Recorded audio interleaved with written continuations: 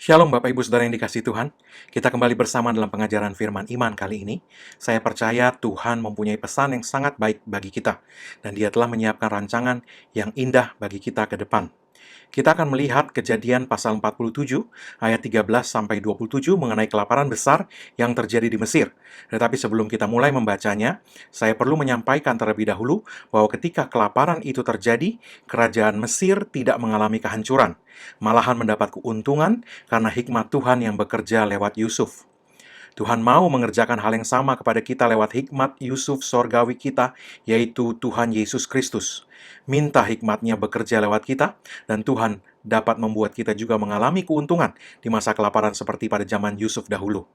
Mari kita buka Kejadian 47, ayat 13-27. Dikatakan demikian, di seluruh negeri itu tidak ada makanan, sebab kelaparan itu sangat hebat, sehingga seisi tanah Mesir dan tanah Kanaan lemah lesu karena kelaparan itu.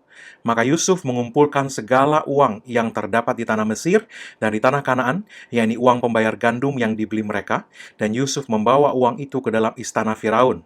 Setelah habis uang di tanah Mesir dan di tanah Kanaan, datanglah semua orang Mesir menghadap Yusuf serta berkata, "Berilah makanan kepada kami, mengapa kami harus mati di depanmu, sebab tidak ada lagi uang." Jawab Yusuf, "Jika tidak ada lagi uang, berilah ternakmu, maka aku akan memberi makanan kepadamu sebagai ganti ternakmu itu." Lalu mereka membawa ternaknya kepada Yusuf, dan Yusuf memberi makanan kepada mereka ganti kuda, kumpulan kambing domba, dan kumpulan lembu sapi serta keledainya. Jadi disediakannya lah bagi mereka makanan ganti segala ternaknya pada tahun itu.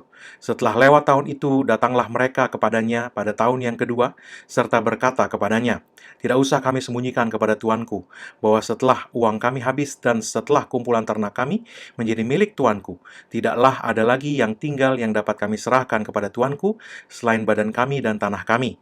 Mengapa kami harus mati di depan matamu, baik kami maupun tanah kami? Belilah kami dan tanah kami sebagai ganti makanan, maka kami dengan tanah kami akan menjadi hamba kepada Firaun. Berilah benih supaya kami hidup dan jangan mati, dan supaya tanah itu jangan menjadi tandus." Lalu Yusuf membeli segala tanah orang Mesir untuk Firaun, sebab orang Mesir itu masing-masing menjual ladangnya, karena berat kelaparan itu menimpa mereka. Demikianlah negeri itu menjadi milik Firaun, dan tentang rakyat itu, diperhambakannya lah mereka di daerah Mesir dari ujung yang satu sampai ujung yang lain. Hanya tanah para imam tidak dibelinya, sebab para imam mendapat tunjangan tetap dari Firaun, dan mereka hidup dari tunjangan itu. Itulah sebabnya mereka tidak menjual tanahnya. Berkatalah Yusuf kepada rakyat itu, "Pada hari ini, aku telah membeli kamu dan tanahmu untuk Firaun. Inilah benih bagimu supaya kamu dapat menabur di tanah itu. Mengenai hasilnya, kamu harus berikan 1/5 bagian kepada Firaun, dan yang 4 bagian lagi itulah menjadi benih untuk ladangmu dan menjadi makanan kamu, dan mereka yang ada di rumahmu, dan menjadi makanan anak-anakmu." Lalu berkatalah mereka, "Engkau telah memelihara hidup kami, asal kiranya kami mendapat kasih tuanku, biarlah kami menjadi hamba kepada Firaun." Yusuf membuat hal itu menjadi suatu ketetapan mengenai tanah di Mesir sampai sekarang, yakni bahwa 1/5 dari hasilnya menjadi milik Firaun. Hanya tanah para imam tidak menjadi milik Firaun. Maka diamlah Israel di tanah Mesir, di tanah Goshen, dan mereka menjadi penduduk di situ. Mereka beranak cucu dan sangat bertambah banyak. Bapak Ibu Saudara yang dikasihi Tuhan, kita melihat dari ayat-ayat ini, karena hikmat yang bekerja pada Yusuf, kerajaan Mesir yang semestinya hancur karena kelaparan yang sangat besar yang terjadi saat itu, malahan menjadi semakin kaya, semakin makmur, dan sistem keuangan mereka mengalami kemajuan yang luar biasa. Rakyatnya yang seharusnya binasa kelaparan terselamatkan, dan di akhir masa kelaparan itu, mereka semua beroleh benih untuk dapat kembali menabur dan beroleh penghasilan. Karena hikmat Yusuf, orang Israel juga mengalami kemajuan yang luar biasa. Bapak Ibu Saudara yang dikasihi Tuhan, dalam Yeremia 17 ayat 7-8 dikatakan, "Diberkatilah orang yang mengandalkan Tuhan, yang menaruh harapannya pada Tuhan. Ia akan seperti pohon yang ditanam di tepi air, yang merambatkan akar-akarnya ke tepi batang air, dan yang tidak mengalami datangnya panas terik, yang daunnya tetap hijau, yang tidak khawatir dalam tahun kering, dan yang tidak berhenti menghasilkan buah." Tidak mengalami datangnya panas terik. Ini yang Tuhan mau kerjakan kepada kita. Ayat ini berkata, panas terik datang, akan tetapi mereka yang mengandalkan Tuhan tidak mengalaminya. Mengapa Tuhan mau mengerjakan ini buat kita? Karena Dia mengasihi kita. Tuhan mau memelihara kita dan menunjukkan kebaikan serta menggenapi janji-janjinya dalam hidup kita. Ketika kita memandang kepada Tuhan dan melihat kebaikannya, termanifestasi dalam hidup kita, dunia akan melihat kebaikan Tuhan yang bekerja dalam hidup kita itu. Mereka akan tertarik untuk datang kepadanya. Sayangnya, Banyak juga anak-anak Tuhan yang meragukan atau tidak dapat melihat kasih Tuhan kepada mereka.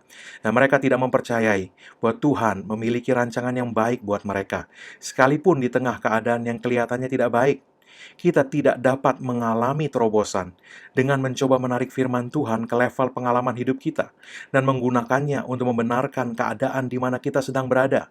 Sebaliknya, kita perlu firman Tuhan menunjukkan kepada kita level yang sebenarnya di mana Tuhan mau hidup kita berada, dan mengizinkan firman Tuhan itu membawa pengalaman hidup kita naik ke level yang ditunjukkan firman Tuhan itu.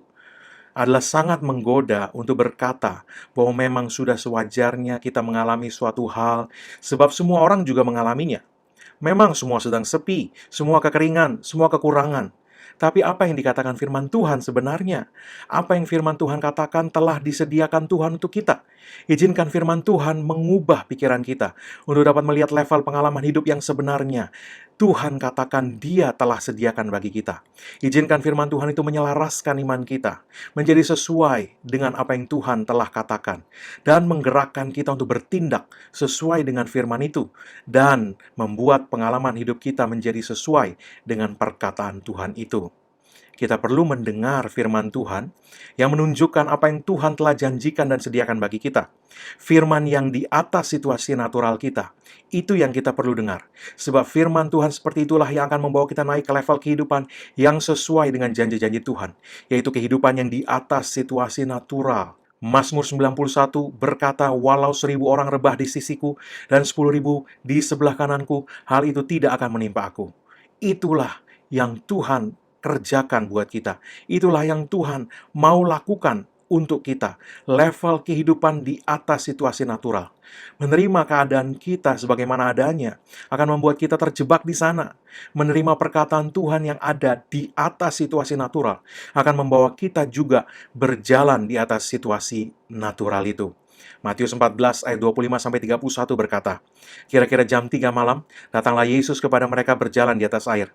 Ketika murid-muridnya melihat Dia berjalan di atas air, mereka terkejut dan berseru, itu hantu, lalu berteriak-teriak karena takut. Tetapi segera Yesus berkata kepada mereka, tenanglah, aku ini, jangan takut. Lalu Petrus berseru dan menjawab Dia, Tuhan, apabila Engkau itu, suruhlah aku datang kepadamu berjalan di atas air. Perhatikan, kata Yesus, datanglah, maka Petrus turun dari perahu dan berjalan di atas air mendapatkan Yesus. Tetapi ketika dirasanya tiupan angin, takutlah ia, lalu mulai tenggelam. Lalu berteriak, Tuhan, tolonglah aku. Segera Yesus mengulurkan tangannya, memegang dia dan berkata, hai orang yang kurang percaya, mengapa engkau bimbang? Petrus mendengar perkataan Yesus dan dia berjalan di atas air. Kita perlu mendengar perkataan Yesus, mengarahkan pandangan kita kepada Yesus, memegang, mempercayai, memperkatakan, bahkan memproklamirkan janji-janjinya terhadap situasi yang kelihatan di sekeliling hidup kita, dan menolak untuk memandang kepada situasi yang natural itu. Selama Petrus memandang kepada Yesus, berjalan di atas perkataannya, bersandar pada perkataan Yesus itu, dia berjalan di atas air, di tengah badai, dan tidak terpengaruh oleh situasi yang sedang terjadi. Akan tetapi, begitu dia membiarkan situasi di sekelilingnya mempengaruhi hati dan percayanya, Petrus mulai tenggelam. Kita perlu berdiri teguh pada firman Tuhan sebagai landasan pengalaman hidup kita, dan bukan pengalaman hidup yang mendikte penerimaan kita kepada firman Tuhan. Firman Tuhanlah yang seharusnya menjadi kata terakhir dan bukan pengalaman hidup yang sedang kita alami. Ketika Petrus tenggelam dan kembali berseru kepada Yesus, Yesus segera memegang Petrus sambil berkata, mengapa kurang percaya? Mengapa bimbang? Dengan kata lain, mengapa lebih percaya pada apa yang kamu lihat daripada perkataanku? Mengapa menerima situasi lebih daripada apa yang aku katakan? Kita perlu berdiri di tengah badai dan mendeklarasikan janji-janji Tuhan terhadap badai itu. Yesus meneduhkan badai dengan menghardik badai itu. Dan Yesus berkata kepada kita dalam Markus 11 ayat 23, untuk berkata kepada gunung, beranjaklah dan tercampaklah dalam laut, dengan tidak bimbang, tetapi percaya kepadanya, bahwa apa yang kita katakan itulah yang akan terjadi. Maka hal itu akan terjadi bagi kita. Firman Tuhan dalam Mazmur 56 ayat 8-11 berkata, sengsaraku engkaulah yang menghitung, air mataku kau taruh dalam kirbatmu, bukankah semuanya telah kau daftarkan? Maka musuhku akan mundur pada waktu aku berseru. Aku yakin bahwa Allah memihak kepadaku. Kepada Allah, firman-Nya kupuji. Kepada Tuhan, firman-Nya kupuji. Kepada Allah aku percaya, aku tidak takut. Apakah yang dapat dilakukan manusia terhadap aku? Apa yang dikatakan pemazmur tadi? Di tengah sengsaranya dia berseru kepada Tuhan. Dia menaruh keyakinannya pada Tuhan. Dia menaruh percayanya pada firman Tuhan. Dan dia menolak memandang kepada manusia, atau dengan kata lain kepada situasi natural yang sedang dihadapinya. Pemazmur sedang mengalami sengsara ketika dia mengatakan hal-hal ini dan melakukannya. Apa yang kemudian terjadi? Mazmur 56 ayat 13-nya mengatakan bahwa pemazmur diluputkan Tuhan dari maut dan bahkan tidak sampai tersandung sedikit pun. Sebab engkau telah meluputkan aku daripada maut, bahkan menjaga kakiku sehingga tidak tersandung, maka aku boleh berjalan di hadapan Tuhan dalam cahaya kehidupan. Jangan menilai firman Tuhan atas dasar pengalaman kita. Wah, kok nggak terjadi, dan sebagainya. Tetapi biarkan firman Tuhan yang menilai pengalaman kita dan memberitahukan kepada kita bahwa bukan itu sebenarnya bagian kita. Bahwa bagian kita sebenarnya ada di atas situasi yang sedang terjadi. Dan biarkan firman Tuhan mengangkat kita ke tempat yang seharusnya terjadi pada kita sesuai perkataan Tuhan itu. Yesaya 60 ayat 2 berkata, sebab sesungguhnya kegelapan menutupi bumi dan kekelaman menutupi bangsa-bangsa. Tetapi terang Tuhan terbit atasmu dan kemuliaannya menjadi nyata atasmu. Ayat 5-nya berkata, pada waktu itu engkau akan heran melihat dan berseri-seri. Engkau akan tercengang dan berbesar hati. Sebab kelimpahan dari seberang laut akan beralih kepadamu. Dan kekayaan bangsa-bangsa akan datang kepadamu. Pada waktu kegelapan menutupi bumi, kelimpahan seberang lautan akan beralih kepadamu, dan kekayaan bangsa-bangsa akan datang kepadamu. Percayai hal ini, berdiri teguh di atasnya, stand firmly upon it. Kepada Tuhan, firman-Nya kupuji. Kepada Tuhan, firman-Nya kupuji. Kepada Tuhan, firman-Nya kupuji. Pemazmur berdiri teguh di atas perkataan Tuhan, dan perkataan Tuhan itu meluputkannya dan mengubah situasi hidupnya. Matius 6 ayat 13 berkata, dan janganlah membawa kami ke dalam pencobaan, tetapi lepaskanlah kami daripada yang jahat.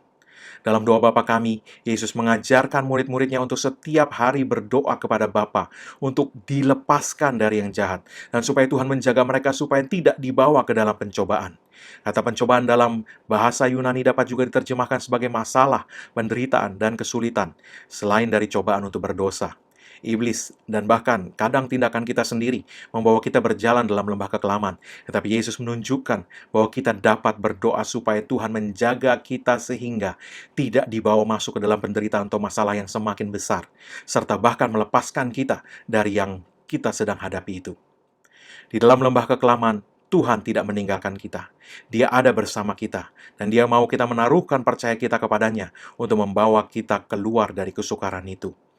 Mazmur 23 ayat 4-5 berkata, sekalipun aku berjalan dalam lembah kekelaman, aku tidak takut bahaya, sebab engkau besertaku.